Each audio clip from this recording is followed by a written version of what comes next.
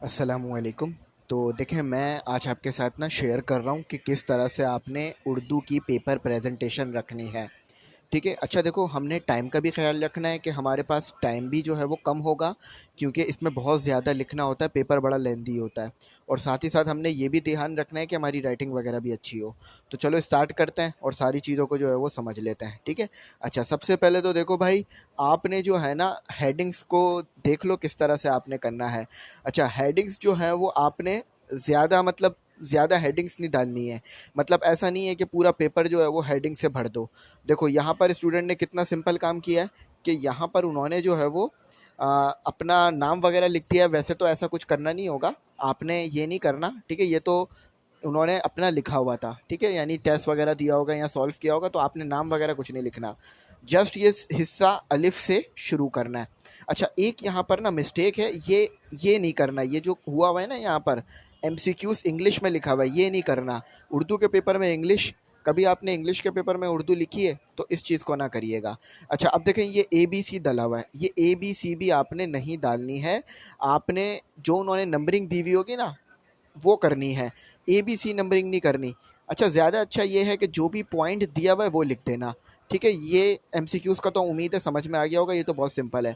चलो अब आगे मूव करते हैं और आगे देखते हैं कि आगे हमने क्या चीज़ करनी है। ठीक है, चलो आगे की तरफ मूव कर जाते हैं।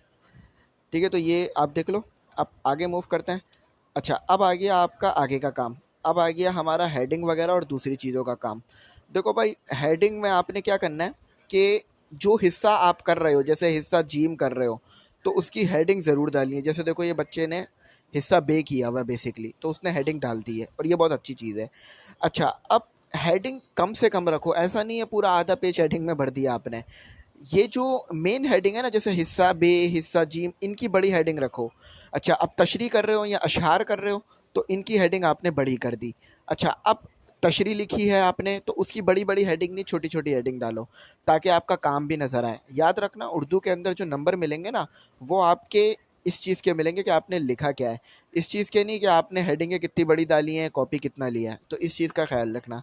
तो आई होप ये समझ में आ गया होगा। फिर हवाला, ये छोटी सी हेडिंग, और ब्लैक से शेल लिख दिया, ये काम बहुत अच्छा है, तो इस चीज़ को आप लोग ज़रूर कर लेना। ठीक है। अच्छा चलो अब आगे की तरफ चलते हैं, आगे भी चीज़ों को देख लेते हैं। अब देखो, यहाँ पर इक्तबास शुरू हुआ है तो एक बड़ी हेडिंग डाल दी। आप चाहो ना, मैं ये सजेस्ट करूँगा कि आप चाहो तो इस हेडिंग को ना 2 लाइनों में ले जा सकते हो। ठीक है, लेकिन एक लाइन में भी रहेगी तो अच्छी बात है। जैसे देखो, ये जस्ट एक लाइन में है, आप चाहो तो इसे 2 लाइन में, देखो ये भी एक लाइन में है, लेकिन ये बड़ी रखना। अच्छा, बहुत सारे बच्चे पूछेंगे सर ये जो लाइनें बनाई हुई है, तो देखो ये कंपलसरी नहीं होती, अगर बना लोगे तो अच्छी बात है। चलो अब आगे चलते हैं। आई होप ये अच्छा समझ में आ रहा होगा आपको। ये एक नया तरीका निकाला मैंने पढ़ाने के लिए, ताकि आपको बात और अच्छी समझ में आए। ठीक है, ये हटा देते हैं हम अपना। चलो आगे चलते हैं। अब देखो, अब नया सवाल आ गया मरकज़ी ख़याल का। तो माशाल्लाह से देखें, इन्होंने जो है वो एक बड़ी हेडिंग यहाँ पर, एक बड़ी हेडिंग यहाँ पर डाली हुई है, ऐसे ही करना। अच्छा, बाकी फिर मरकज़ी ख़याल की छोटी छोटी हेडिंगें बनाई हुई हैं, ये भी अच्छी चीज़ है, इसको आप फॉलो कर सकते हो। ठीक है। अच्छा, अब जो है हम आगे चलते हैं मज़ीद। अच्छा, ये लो आगे चलते हैं।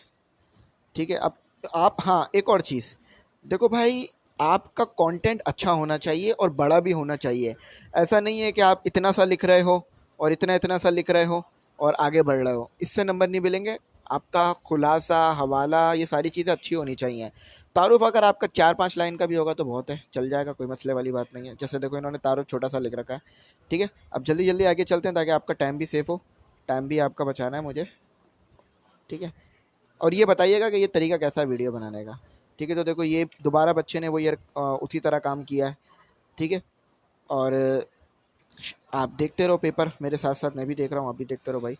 ठीक है। अच्छा हाँ, ये देखो एक और चीज़ यहाँ पर आपको नज़र आ रही होगी कि यहाँ पर स्टूडेंट ने ये लाइनिंग बनाई है। अगर ये करना चाहो तो अच्छी बात है, लेकिन एक्स्ट्रा टाइम नहीं निकालना है इसके लिए। ऐसा नहीं है कि एक्स्ट्रा टाइम निकाल के 5-10 मिनट निकाल के कर रहे हो, जस्ट थोड़े से टाइम में कर लेना। ठीक है इसे।